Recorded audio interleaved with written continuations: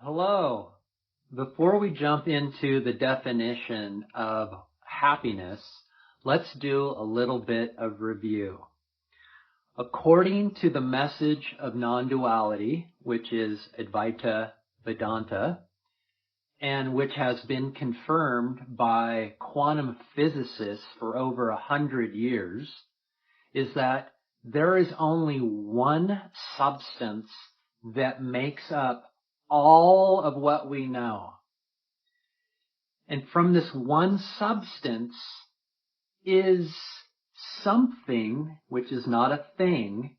And the reason we say it's something that's not a thing is because our mind can't get its head or arms wrapped around this substance, because this substance is infinite. It's an infinite possibility of potential that all of this apparent universe arises out of. All this apparent matter is actually arising out of no thing. And it's appearing as all of this substance, this solidity that we call matter. And you could say that matter is just an appearance of this one underlying substance. And this one underlying substance we call self. Self is the underlying substance. And what makes up self? Awareness. Awareness is the one substance here. And you are the one substance, because at this very moment, you are aware. You cannot escape this awareness. So everything arises out of that. Even you, the ego. Ego arises out of self. So this thing we call ego, this thing that we believe ourself to be, this solid body of matter that we take ourselves to be, arises out of the infinite of the self, of our self.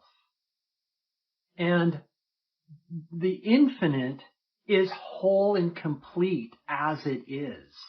It doesn't need anything else added to it to be complete and content. So when this ego rises out of the infiniteness of ourself, it becomes limited, because it's pulled itself away from the infiniteness of ourself and has become a finite thing. And the moment it does that, it has the sense of lack, because it's not attached to its source of infiniteness. Does that make sense?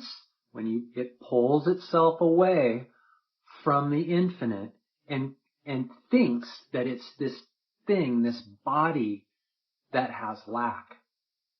And in that lack, it creates something, as we know, we call desire. And what is it desiring? It's actually desiring to go home to the love of itself. But it has become confused. It thinks that the manifestation, all of this world and universe that's appearing in front of us, is the solution to fill its desire. So it's out in the world trying to grab onto anything it can to fill this lack, to fill its desire. And so it goes on this lifelong journey of relationships, of substances, of adventures, of accomplishments. And it's trying to find wholeness in this world out here when all it needs to do is turn around and go home to itself. That's where wholeness is. That's where the absence of desire lies. And in the absence of desire, we feel happy. So apply this to your life, right? You go off in the world and you try to gain relationships or accomplishments, or you try to get, seek higher levels of consciousness through substances. Any of that is the ego's attempt to try to find wholeness in a place that it can't be permanent wholeness.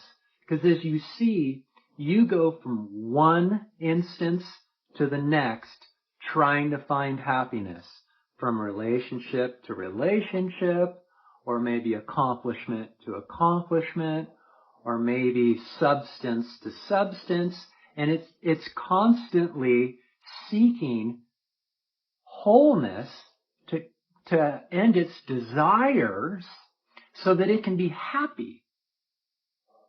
And so when you understand what the mechanism of ego is, you can get on top of understanding how it works. And once you have that understanding, that's true knowledge. So how does the ego work? Well, let's review it again. Because it pulls itself away from the infinite wholeness of itself, where true happiness, love, and peace abide, it feels that it has this lack because it's not completely attached to the wholeness of itself anymore.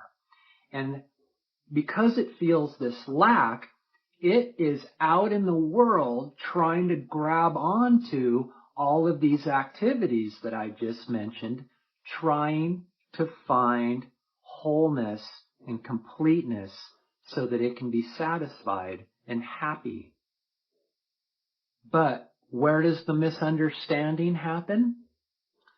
Once the ego grabs onto one of these activities, say it won the lottery, say you put in $1 and you won $500, it grabs onto that experience and it says the experience is what created the happiness. But what actually happens is that when that experience happens, that desire is satisfied and the ego actually collapses into self. And the happiness that you feel from that is actually when the ego collapses into self and you experience yourself directly. So it's not saying that all of these activities are wrong by any means. They're absolutely not. Absolutely not. What happens is we misidentify where the happiness happens. Or you should say, how the happiness happens. It doesn't happen from the activity obtained or the relationship or the accomplishment. It happens when that desire is filled and the ego collapses into self. So what the message of non-duality is saying is that through self-inquiry, from turning your attention within and hanging out in your own being, that you can constantly, permanently experience what you're trying to experience in all of these activities in your life. So you're happy before you even get there. Before you even win the lottery, you're happy. Before you have your next relationship, you're happy. Before you achieve your next accomplishment, you're happy. Before you go ski 24 inches of fresh snow, you're already happy. That's what this message is saying. So that when you get to these activities, You're already whole and complete. You're showing up to them in the greatest form you could actually be, which is yourself. And then you can experience these activities directly for what they are. You don't have this veil of ego getting in the way of it and muddling these beautiful experiences up. So again, it's not in the experience that's wrong. All of your experiences most of your experiences are probably amazing experiences. But what happens, we misidentify where the happiness arises. An ego cannot be happy. Its underlying nature is suffering because it's left the love of itself. And it can't obtain that wholeness from any objects in the world. It's only when ego collapses into self is when true happiness abides. And you can live this life if you choose to. At first it sounds impossible. It just can't be true. But it is true. All you need to do is turn within at this very moment and see that this place within you actually exists. It is your true home. It is your true nature. You don't have happiness. You are happiness. And when you are happiness, you come in line with reality. And everything gets easier. Life gets more peaceful.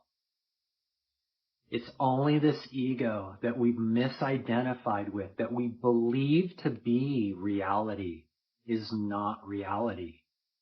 It is a false reality. There's only one reality, and that's the infiniteness of our unconditional love of ourself. Take care.